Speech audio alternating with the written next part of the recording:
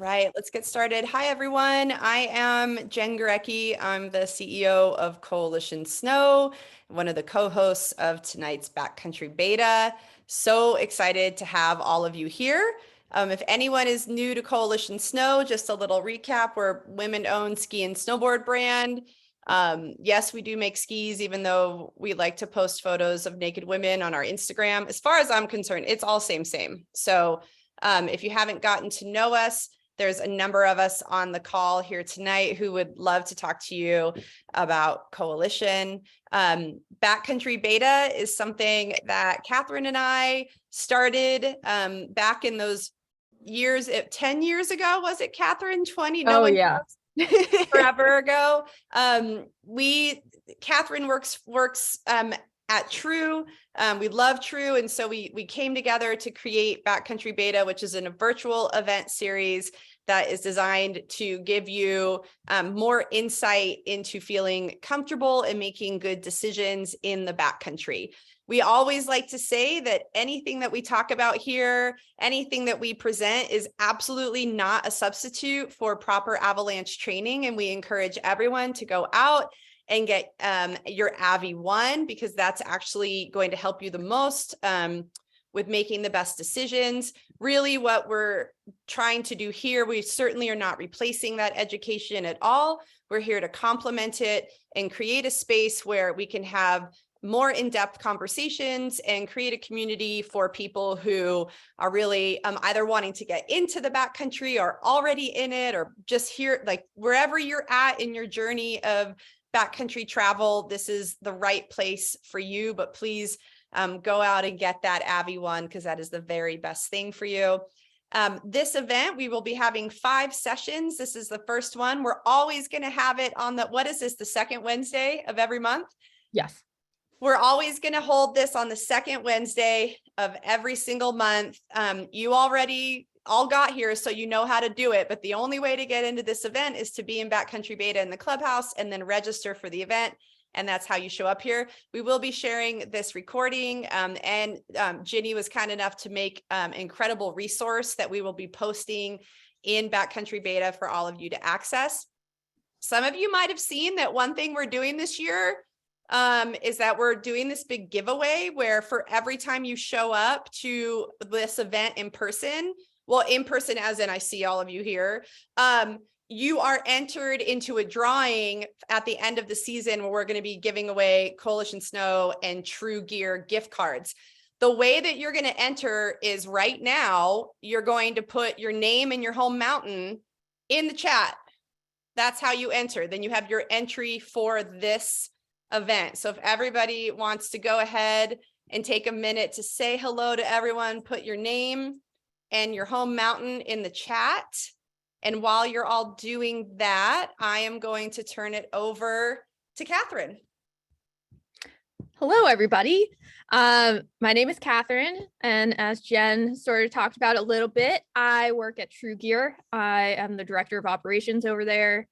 And yeah, we have been working with Coalition for what feels like forever, because they're rad and progressive and just shaking the tree. And it's amazing to get to watch and follow along and just be a part of it. So this is Backcountry Beta. And yeah, we have our first event with one of our very own TREW ambassadors, Ginny White, who has been on our TREW team for, I'm not even sure, how, 4 4 or 5? Time. Yeah.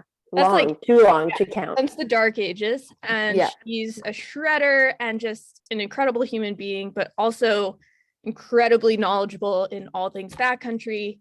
And I'm just going to kind of turn things over to her for a bit more intro. And then we can just kind of jump into stuff. Perfect. Thank you, guys. This is awesome. I'm so stoked to see how many of you guys showed up. I'm very excited to be here for my second Backcountry Beta. Like Catherine said, I'm Ginny White. I Canadian resident, born and raised in Banff, Alberta.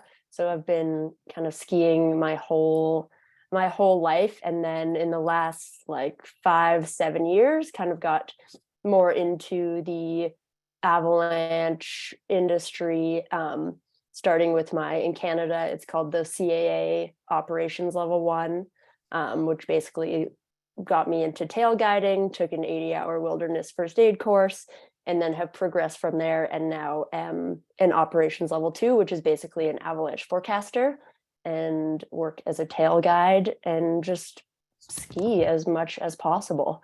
This year is a bit of a bummer for me, like doing the refresh, because I had ACL surgery in the spring, so I'm not actually allowed to ski until spring, but it's good for me to get my head back in the game and kind of like pump myself and everyone up for the season.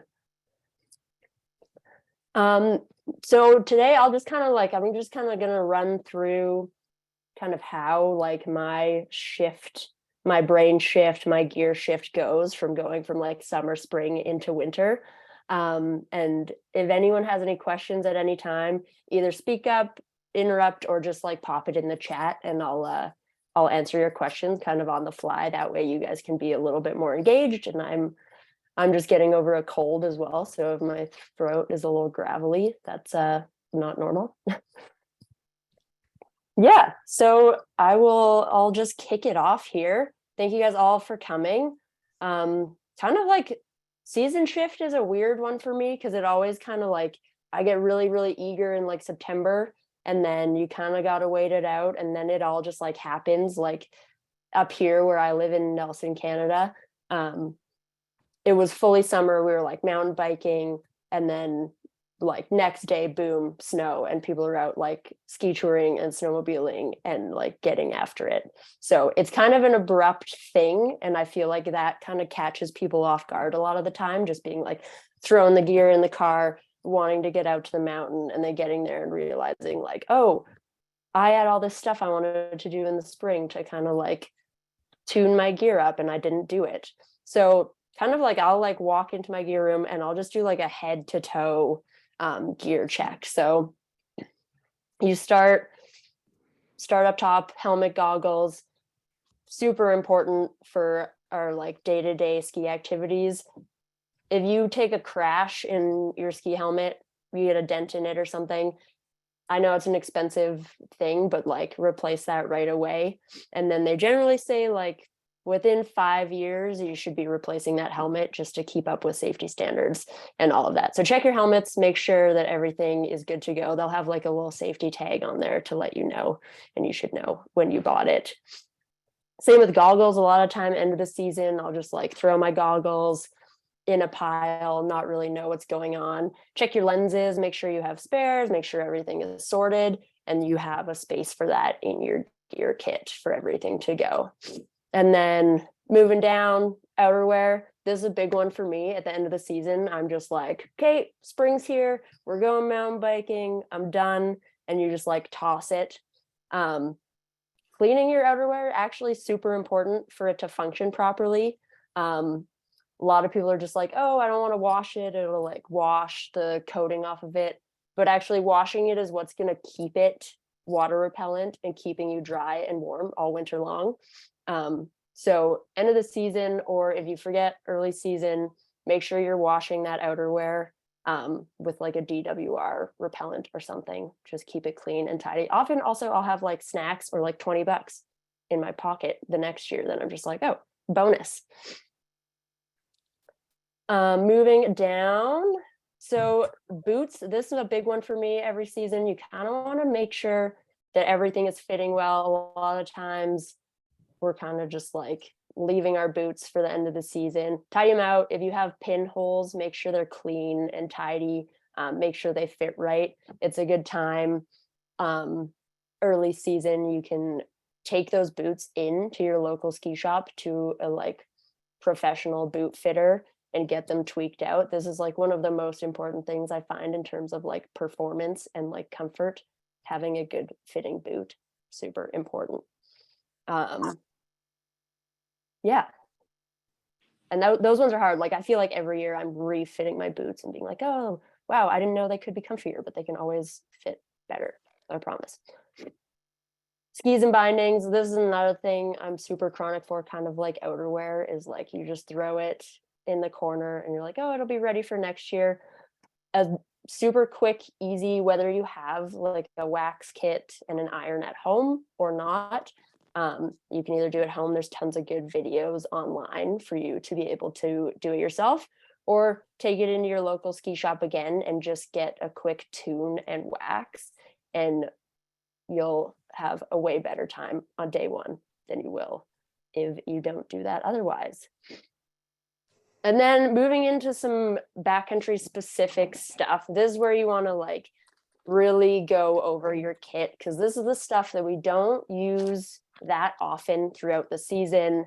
And then we really want to make sure it's like functioning and ready to go in case of any sort of emergency. So at the end of the season, whatever beacon you use, you just want to make sure that you have taken your batteries out, and they can corrode in there over time.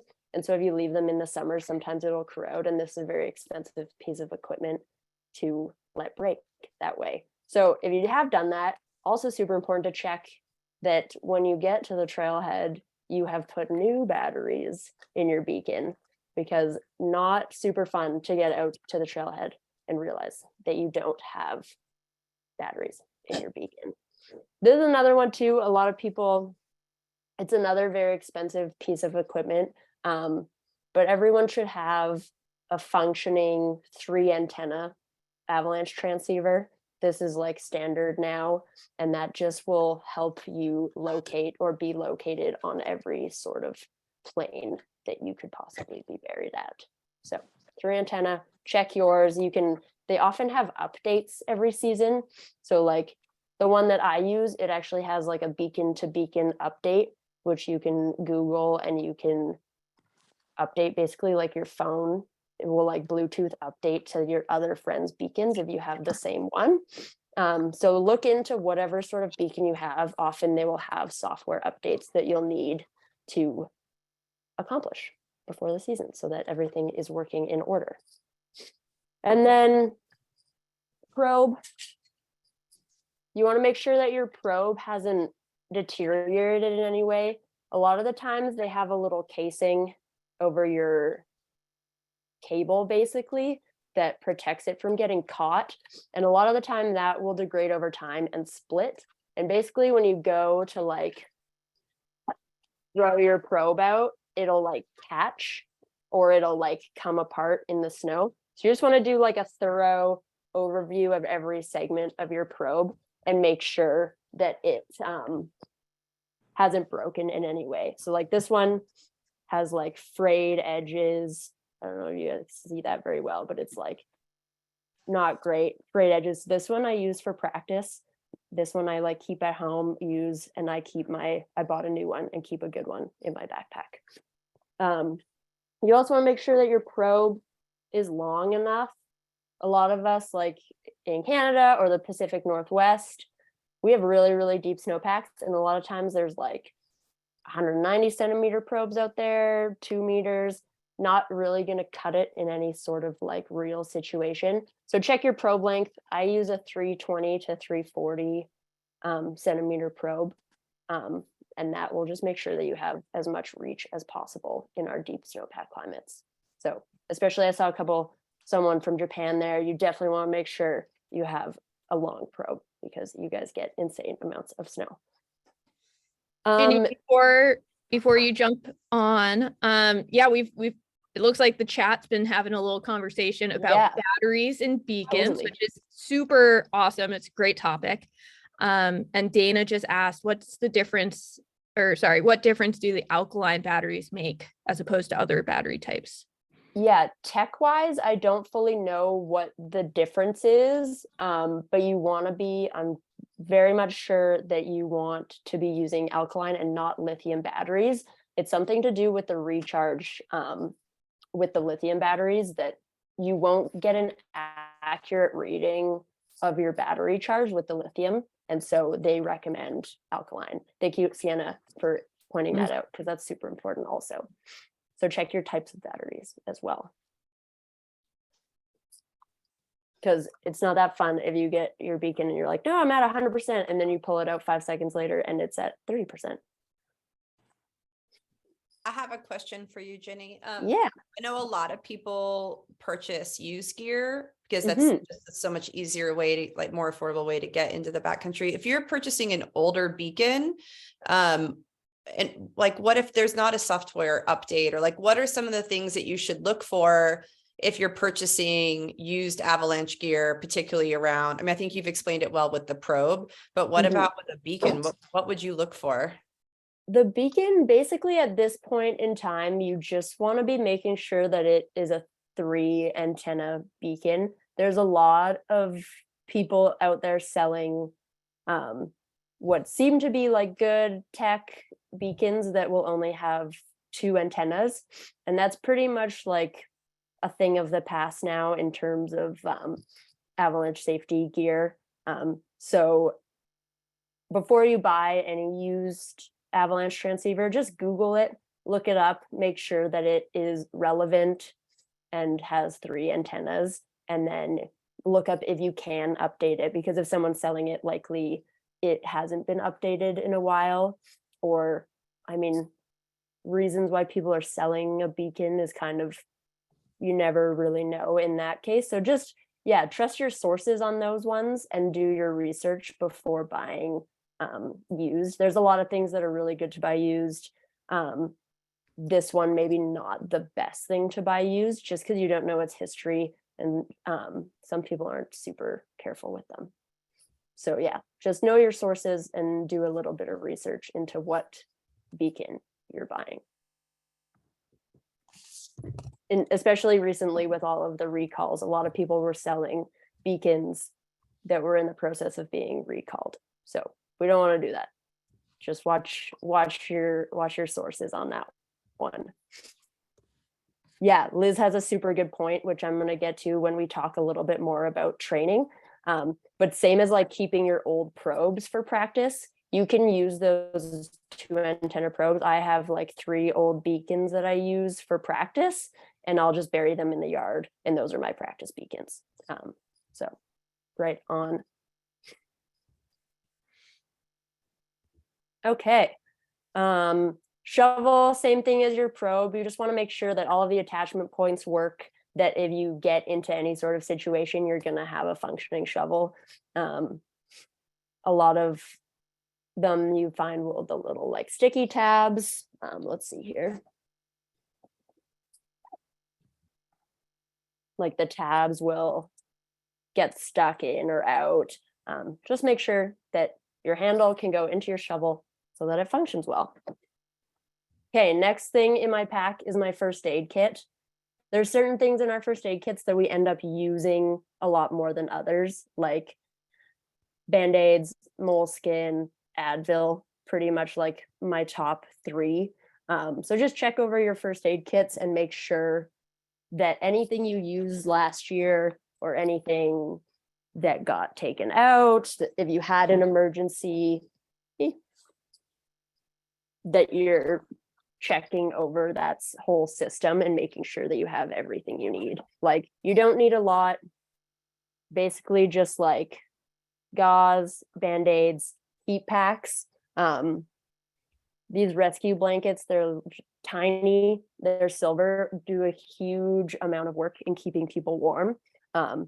So there's lots of good lists online too for like what sort of things we should have in our first aid kits, and just make sure anything that you used last year gets put back in there.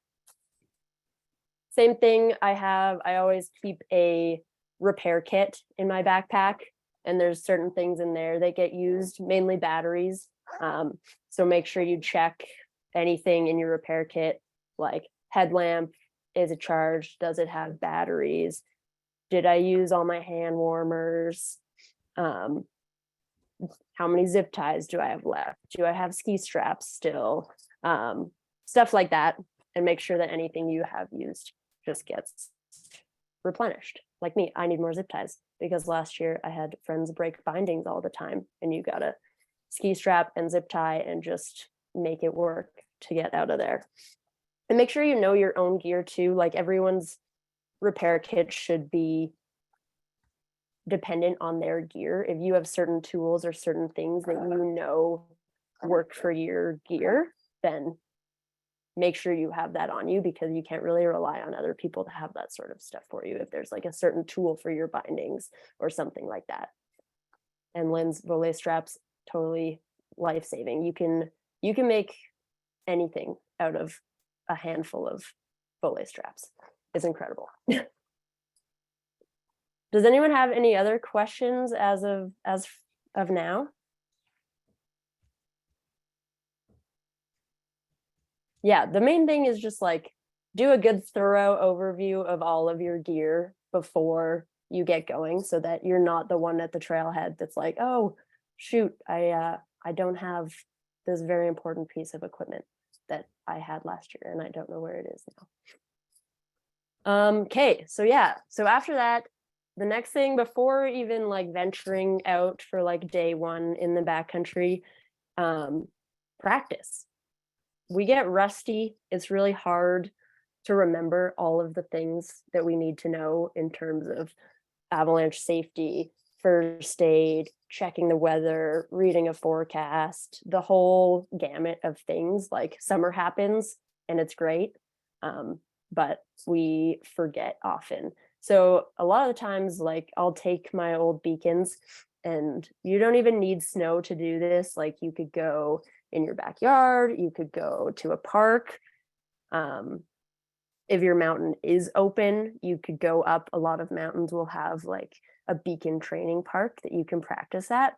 But before you even get there, you can just use your yard. So take your pack with your shovel, your probe, and your beacon, and just like reacquaint yourself with them. A lot of times what I'll do is we'll have like little competitions, like who can get their probe out the fastest and like have it assembled, or who can have their probe and shovel assembled the fastest, so that you know where in your pack all your gear is and how to functionally use it again, and make sure that you just like practice is super important in terms of not having to use your brain too much if you ever need to use it, and keep your brain for the important stuff.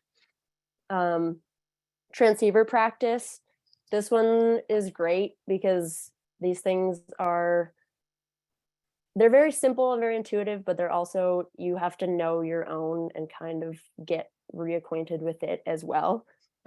So make sure, like there's lots of videos from every brand out there, whatever one you do have, you can look it up, follow the videos of the different functions of your own specific beacon, and do some training. Like go bury a couple in your yard with your friends and take turns trying to find those transceivers. A lot of the time,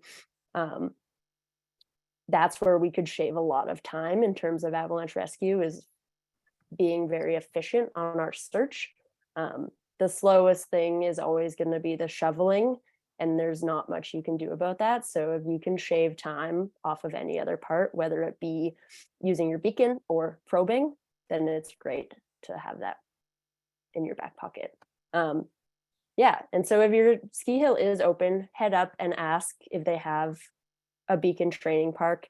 These are super awesome because it's actually like a real in the snow environment that you can use your gear. You get to practice with your own transceiver. They'll have beacons buried in the snow, and then you also get to practice probing, which is another skill that not complicated, but also important to practice, because getting a firm, symmetrical, even probe search can shave a lot of time off of our search as well. So if your mountain doesn't have one, talk to Ski Patrol, get them to set one up. It's a super easy, simple thing that your mountain can do to help people get prepared for the backcountry. Oh, nice. I'm going to download this and see what it is.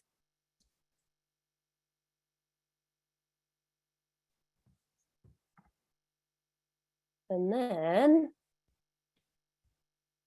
we've practiced, we feel good about all of our skills, our packs are ready. Then we kind of have to refresh our brains into knowing what we're getting into.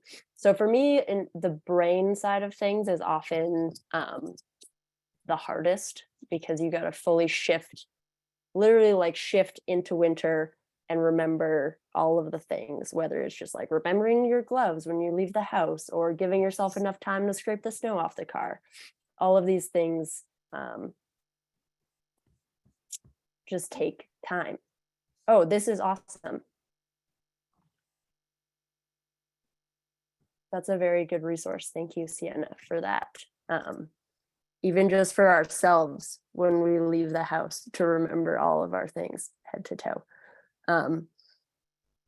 So then, yeah, like, because I'm in Canada, I use Avalanche Canada. I wonder if I can share my screen. That's okay. In Canada, I use Avalanche Canada. You guys down in the States will use avalanche.org, but you can use Avalanche Canada as well. It has a ton of really good resources. They have a thing called Avi Savvy, which is basically like an online tutorial, whether you're like a super experienced backcountry user or fresh to the backcountry and just want to learn some stuff.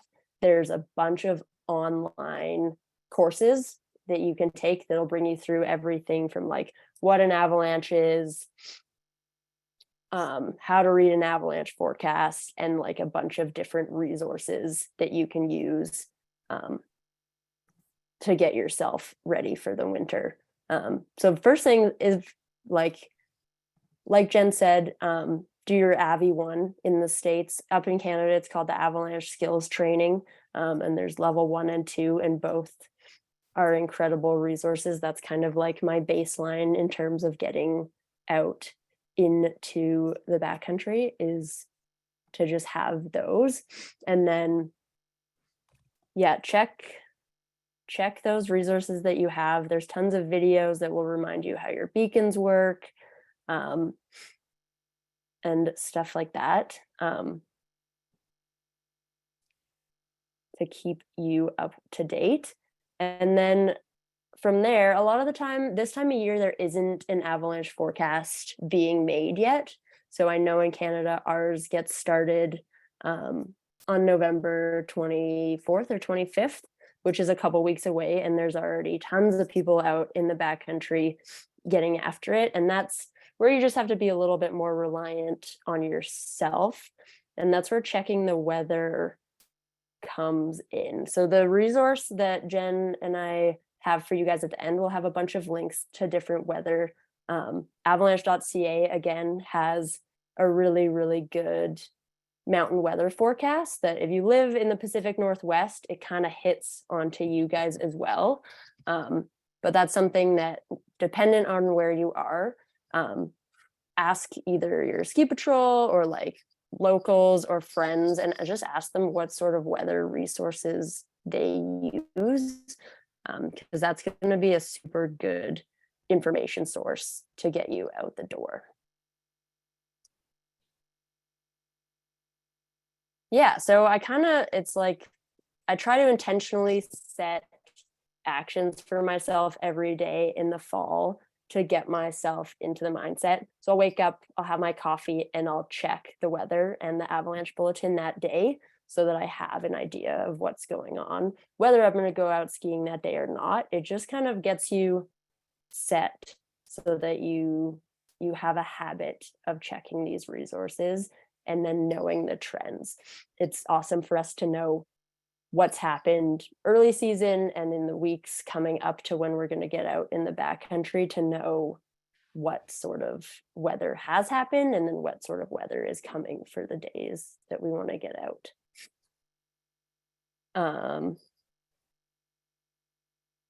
Yeah, and just find out for yourselves where and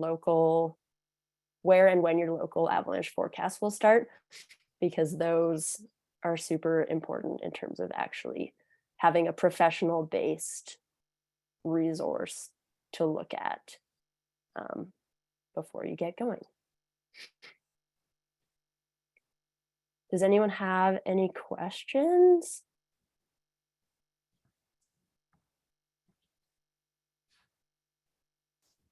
No. Okay. I wonder, Jen, can you tell me how to share my screen? You'd think I would know it. We're like 3 years into COVID. I checked the settings and it says that participants can share. So you should be able to click on the green share screen and it should work because it says I'm looking at it right now, who can share all participants. Oh, there we go. Okay. You see perfect. it? Yeah. Awesome. There we go.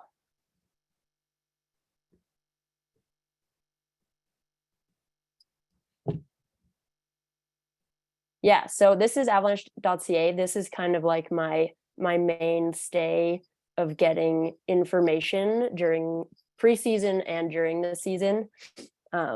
This is where they have your Avi Savvy. You've got your introduction, what's an avalanche, where do avalanches happen, reading the avalanche forecast, and tons of videos and refreshers that will just kind of perk your memory into all of those things that you've learned in the past that you might have forgotten. And then go to the forecast here. And the resources, you've got Avalanche Canada has a really incredible mountain weather forecast that they have started already. And so it goes through a verbal written thing. It's kind of great for any sort of learner. They have a visual reference of what weather is doing and where it's coming from. And then it gives you day 1, day 2, days 3 and 4, and up to a 7-day out forecast of what the global weather patterns are doing in and around you. And it also has a tutorial, which is great because I have to look at this almost every year to remind myself how the different weather systems work and how to read a forecast. So take a look at that. It's super awesome. It's very similar to avalanche.org, which is the American-based one that has a super awesome interactive tutorial, quizzes, online videos. This video, Know Before You Go, is a super awesome just overview of all things avalanche and safety related. So that's another great thing to just kind of get your head in the game.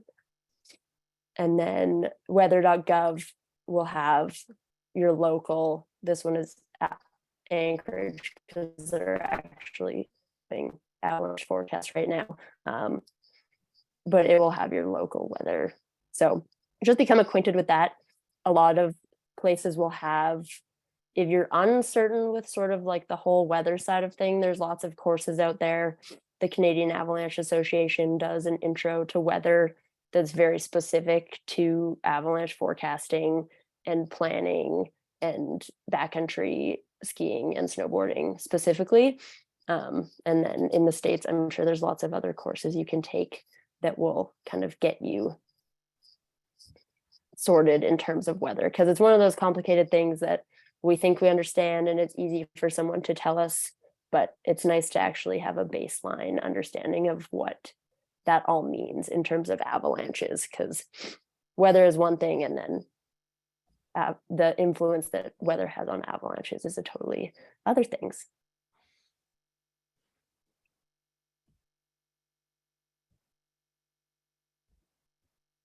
Yeah, Liz said windy.com. That's a super awesome weather site that basically will give you any information you want in terms of local and large scale weather. The Canadian Avalanche Association also will have a list of weather resources for both Canada and the United States. And you can use that to kind of base your weather. There we go. And if anyone has like other specific sites that they like to use, like toss them up there. I'm a big weather nerd, so I love finding out the different weather sites and resources that are out there to help us plan our trips. Yeah, so basically, I mean, early season is kind of hard because we're working on we're really eager. A lot of people are super excited to get out there. I have the tendency to want to wait a little bit. Like core shots and preseason injuries are huge. And in my mind, it's just not worth it. Like we have long enough winters. Like December is a great time to start skiing. If you do want to get out super early season, that's great. Just know that there are a lot more hazards out there, whether it's snow conditions, open creek wells, anything, rocks. Just be more cautious if you're going out early season and make sure that you know the hazards. A lot of the times people will also get really complacent early season because they don't think there's enough snow to avalanche. Basically, the rule is about 30 centimeters. They say if it's enough to ride, it's enough to slide. So make sure that you are keeping it heads up out there. You know that you're still in avalanche terrain, even if it's only November. It's still super possible to have incidents out there early season. So the easiest thing we can do is do our gear checks, make sure everything we have is functioning. If you need any new gear, fall is often when there's a lot of ski and snowboard swaps at our local mountains, or a lot of ski clubs will put them on. Keep an ear out in your community. If you have gear that you want to get rid of too, it's a super good way to give back to the community and people that might need a little leg up getting into the sport. So keep your ear out for ski and snowboard swaps. It's an awesome way to get anything you need or get rid of some of that extra stuff that you have kicking around. And just make sure that you're all set for the season. Make sure all of your gear, there's certain things we're in control of and there's certain things we're not in control of. All of our gear and our knowledge is something that we can be in control of. And so I think it's just super important to make sure that all of our stuff is dialed and we feel as confident as we can going out in the early season and throughout the season. For me, learning never stops. I'm always trying, even early season, I try to go out with people who know more than me. I love not being the person that knows the most in the group, because then you're constantly learning. And as long as you have a good dynamic where you feel like you can contribute and have an open dialogue with your partners, seek out those people that know more than you and have a little bit more experience, and keep those lines of communication open, because guaranteed you can learn a lot from them, and they can probably also learn a lot from you as long as they're open to it. Yeah, I mean, in terms of sort of what I do to get myself ready, that's a lot of it. I go to all of the ski and snowboard movie festivals. The number one way to pump yourself up for the season is to go watch all of those movies that people spend their whole season last year working towards, and get yourself stoked. It's November.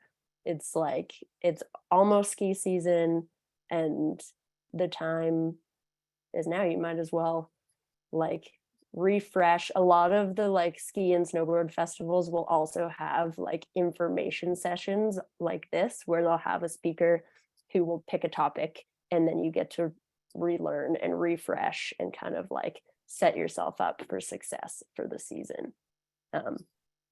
So those are kind of my go-tos for fall preparedness. Does anyone have any questions? Yeah, I have a question for you. You talked a little bit about,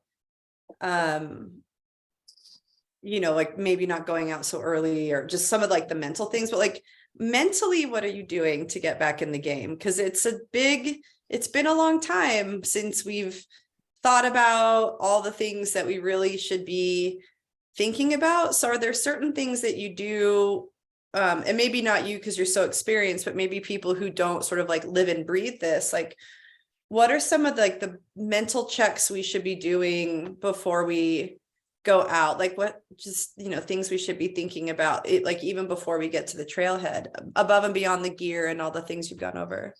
Yeah, even for me, like it definitely takes like a lot of mental capacity to get myself back in the winter mindset. And a lot of that just kind of comes with like checking in with yourself. I do a lot of like internal checks to make sure that I feel ready. And I'll do like the main thing I find out there is like having a different risk tolerance than the people you're out with. And so what I try to do is like find, or like somehow it's not easy and it's not going to be the same for everyone, but trying to determine your own risk tolerance pre-season, I think is super important, because then you have a baseline for what you think you're comfortable with and what you know is okay, and you can work off of that.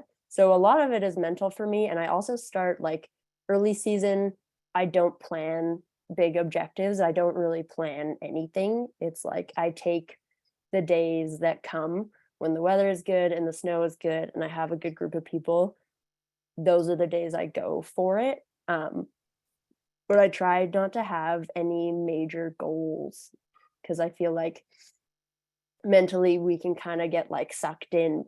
A big group of people's like, oh, it's early season and we're gonna go ski tour off the back of Crystal and whatever, and then you get like really hyped, you get super excited, and you forget all of those things that maybe you've learned before, or maybe you've just heard stories of other people who have had experiences where like group dynamics or different things didn't go well. So I think just like checking in with yourself and making sure you have a good baseline for what you want out of it, in terms of like objectives, or what's the point, like are you going to have fun, are you going for fitness, like know your motives and know your baseline, and then work from there. I think like gear, everything is all constant, conditions are all variable, but like you can kind of remain constant in yourself of what you want your season and your baseline to be.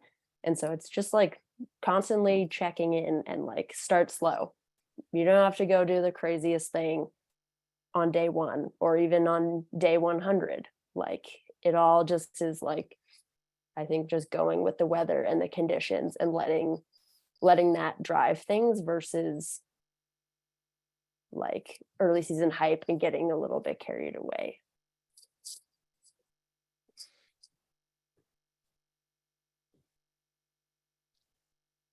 Yeah. Also, Carly says she asked herself what hurts. Most things. Like my first few days after ski touring, everything hurts. My shoulders hurt from my backpack, my shins hurt from my ski boots, my toes are probably cold, like everything hurts. And so that's where like having your gear dialed in really helps, so that like that part is comfortable and you don't have to worry about it. I always catch myself, it's like November and I'm like, oh, fitness. Like you can't just bike all summer and then hope that you're gonna be strong enough to go ski tour 3,000 feet. It's not, it doesn't really work that way. So like there's also a ton of awesome female-led ski specific training videos online, that just like 30 minutes a day of conditioning specific movements that will get your legs and body ready for skiing is awesome. Because I mean, there's nothing that really gets you fit enough for skiing or snowboarding like doing it, but there's a few things that you can do that like really step it up for you in terms of just feeling comfortable and not coming home like so tired that you don't want to do it ever again. Yeah, I think one thing I'll add on to what Ginny's been talking about, and I think I'm not super familiar with like West Coast policies, but we over here in New England have the luxury of having uphill policies at almost all of our ski resorts. And it's a great way, like as much as I want to just like, as soon as we have snow, I want to go out and do fun things in really magical places. I always just take those first few weeks to just hike up the mountain in a controlled environment. Even if I'm still on the same gear, I just want to make sure it's working properly, put it through that test. If I do have new gear, that's a great way to actually like get acquainted with the new pair bindings, or, really make sure those boots feel good so I can go on a longer tour, in the next few weeks. That's definitely something I think, when I was living in Portland, also just thinking of Palmer on Mount Hood, that's a great resource as well, where it's pretty much groomed. You can just start hiking up, and it's also a great way to gauge your fitness and your abilities and kind of where you are conditioning wise. So that's a good thing to kind of get a good hold on before you think about bigger objectives or like full day tours. Yeah, totally. It's awesome to do the like safety check where you're like in a controlled environment, you're like close to the car, so that if like something goes wrong or your bindings don't work or whatever happens, that you have an exit plan. Even if you're just like going for a small tour or something, like having an exit plan if something isn't working is always a good idea. So nice one, Catherine. Just careful, a lot of the resorts out west, like when they're starting, they will have an uphill policy, but when they're first starting their seasons, whether it's like snowmaking or grooming, there's like a lot of chaos at the resorts. So just make sure if you are doing that, that you're on like a designated uphill path, or that you're away from like snowcats, groomers, snowmakers, all of the stuff that's going on early season. And then be aware that also you still will be in avalanche terrain sometimes.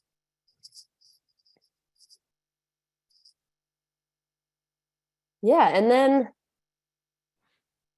in terms of like looking forward to the season, a lot of people like to set goals. I personally have never been like, lots of people are like summiters. They're like, I want to summit this, I want to summit that, I want to summit that. I personally have never had that mentality. I'm like very grateful for the days that I do have out there. But goal setting is a great way to set your intentions for the year and kind of like challenge yourself to those things that you want to be able to do. Like writing it down and being accountable can sometimes like push us that one step further that maybe we wouldn't have gone on our own. So check in with yourself and ask like, what do you want out of your season? What do you want out of yourself? Like, where do you want to progress? What do you want to learn? And like, be accountable to yourself for that. There's so many resources out there. There's so many different like groups of people, whether like through people like Jen or Coalition or like different groups at your local resorts that have people that want to do all of the same stuff that we want to do all the time, which is incredible. Like our community just keeps growing and growing, and the amount of people that want to get out in the backcountry and see what it's all about for themselves is huge. So if you're a person that has a lot of experience, try and reach out and be that mentor for someone else, and try and encourage people to progress and get more education and be that person. And if you're not that person, try and reach out and find those people that can do that for you, so that you always have someone to look up to or reach to or ask questions to, like even just like, hey, I got these new shifts and I don't know how they work, like, can you help me? Like, no one, like, people are like, oh, I don't want to look dumb not knowing how something works, but like just ask. People have probably been through it themselves. So it's super awesome. Reach out to your community and just set your intentions for the year. Whether it's like going for 3 tours or summiting like the highest peaks in your area, like whatever it is, like small to large, I find it super helpful to kind of set those intentions and let yourself know what you want out of the year. Because a lot of the times you blink kind of just like through summer and you're like, oh, it's April and the season is over and I don't even know how many days I got out or what happened. Something super quick. Ginny, I have something else I'm wondering if you could speak to. Yeah. I feel like for a long time we've talked about, there's resort skiing, there's backcountry skiing, and we've talked about side country. I feel like there's a shift in our language where we're saying like you're either in a resort or it's backcountry. Like there's no such thing as really side country. And I was wondering if you could talk a little bit about that. Like if we're going out to the resort and, we're going out of gates, or, you're not skinning up. So, you may not be at the resort with beak and shovel probe. You're not like thinking of it as like a true backcountry experience. Do you have any thoughts on that in terms of like mentally preparing for that, or like what we could all think about for this upcoming season around resort accessed, non-controlled experiences? Yeah, totally. And I mean, I think that's kind of why, there's the term slack country. And I think that's why we've shifted away from using that term slack, because it degrades it and makes it seem like it's like a lesser consequence thing, which it could be potentially, because a lot of the times it's higher traffic, you're getting a lot of skier compaction in those areas. But at the same time, it's fully uncontrolled terrain, which makes it backcountry, which means like yes, you're closer to resources, but ski patrol isn't obligated to help you if you're outside of the gate. A lot of the times they will, because they're there and that's what they want to do and they want to help. But I think just taking that shift from like front country, side country, slack country, back country, once you're outside of that gate, it's backcountry. And whether you can hear people in the resort skiing and you can hear a lift or you can see a snowcat, you're still technically responsible for yourself. You're responsible for knowing the snow conditions, where you're going, how you're going to exit, how you get back to the resort. A lot of the times, like, I find people are just following tracks and you don't know where those tracks are going. They could be going out to like a peak, like miles away. They could just be looping in and out and coming back out. But knowing how to get back into the resort is super important. And knowing that day, if you even are considering like ducking the rope and going out of bounds, have your backpack. A lot of my friends and I will always have our gear. So like we'll have our beacons on in our pockets and we'll have our packs, but we'll just leave them at the bottom of the lift. And if we do a run and then we're like, oh, you know what, things are looking good, we want to go for that little boot pack, or we want to go for that little skin, we'll grab our packs. And it's like packs on, mindset, backcountry. Okay, now we're going in. And you do the full check. You like make sure everyone's beacon is on. Do your thorough, like now we're in the backcountry. And that's kind of like the switch to remind yourself that now it's a different game. Because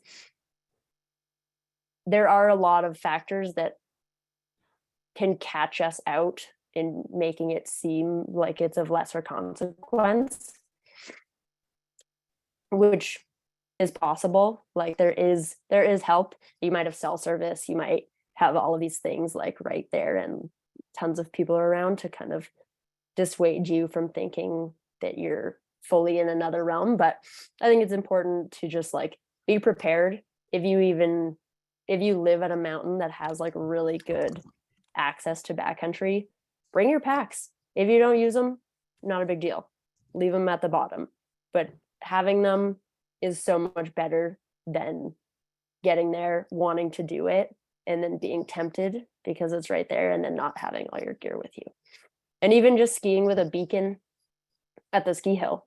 If you think you're going to go anywhere, turn it on. It's just batteries. Have your harness on, have it in your bib pocket, wherever you keep it. Yeah. Yeah, one thing that Liz kind of chimed in on, I know the chat's getting full of trail snacks right now, which is awesome. Yeah, heck yeah. But yeah, Liz mentioned just because of that increased access at those gates or at, from a resort kind of boundary access point, you will also be dealing with kind of that greater human element.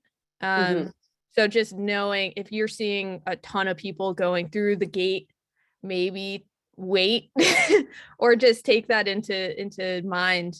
I guess, yeah, do you have anything to speak to that specific? Yeah, that's kind of a big one, especially like I used to live in Squamish, and Whistler Blackcomb has a huge backcountry scene. Like you're talking like you go out of bounds and there's like a peanut gallery line of people like skin tracking above you. There's people walking on cornices. It's like kind of just more heads up out there because there are going to be more people, and you could have people above you that can trigger slides above you. You can be the people that trigger a slide onto someone below you.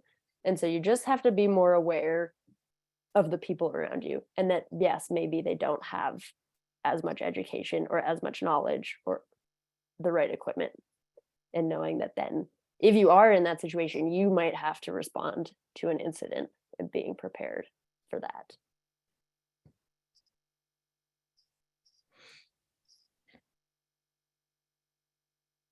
Oh, nice. Good snacks. Ooh, that's an interesting, I'm definitely going to be reading that article about snack wrappers and avalanche transceiver. Watch your Kit Kat wrappers. That's don't a game put them changer. on your bacon. Whew. See, there's things we don't even think about ever. You're like, oh. Well, yeah, it looks like we are just about up on our time tonight. Ginny, thank you so much. This was awesome. My pleasure. And yeah, again, you are a wealth of knowledge and just very good at talking about all of these different, very sometimes technical, it's just been great to get to listen to you. And yeah, it looks like everyone is just feeling that stoke and that hype right now, which is exactly what we wanted. Don't get too stoked though. Go out, practice, check your gear, make sure you do all the steps that we just talked about, and then go get hyped. That's right.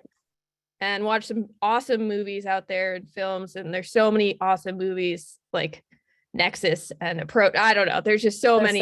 Get so excited about, especially the women's side of things these days. So hell yeah. And there's a new Know Before You Go. The Utah Avalanche Center and Sherpa Cinema did a new Know Before You Go that's basically about like the consequences of going into avalanche terrain when things goes wrong. And I'm in it. So you can check that out. Ooh. Sweet. Fantastic. Make sure y'all, if you haven't put your name and home mountain in the chat, make sure you do that to be entered into the giveaway. TREW and Coalition will be giving away gift cards at the end of the season based on your participation in these events. We will see you again in December. Let me pull up my calendar. Second Wednesday of every month, which means December 14th. Yeah. December 14th, we are working. Email is out to get how to get physically in shape for these things. Hopefully they'll say yes. Ginny, thank you so much, man. I'm super pumped. I took notes. I have my list of like, get it together Gurecki list of go do all these things. So thank you so much for that. Catherine, as always, thank you for being such an incredible partner. I love TREW. I love you. I love Chris. It's just such a pleasure to be able to work with you. I'm so happy that we're back for season 3 of Backcountry Beta. And to all of you who came out tonight, thank you for spending an hour with us. And everybody's time is so valuable, and we hope that this is a good use of your time. So thanks for being here. Keep an eye out in the clubhouse for the follow-ups, this video, the resource that Ginny's created, and then we'll post that JPEG that Carly shared with artist credit. So thank you everyone for being here. See you next month. And if you're in the Reno Tahoe area, come visit us next week, Friday, 4 o'clock, grand opening of our new shop. There's drinks. That's what I have to say. So come out. Thanks, everyone. See you next time. Thank you guys so much and have a good winter. Thanks, Go Ginny. skiing for me. Will do. Bye, everyone. Thank you.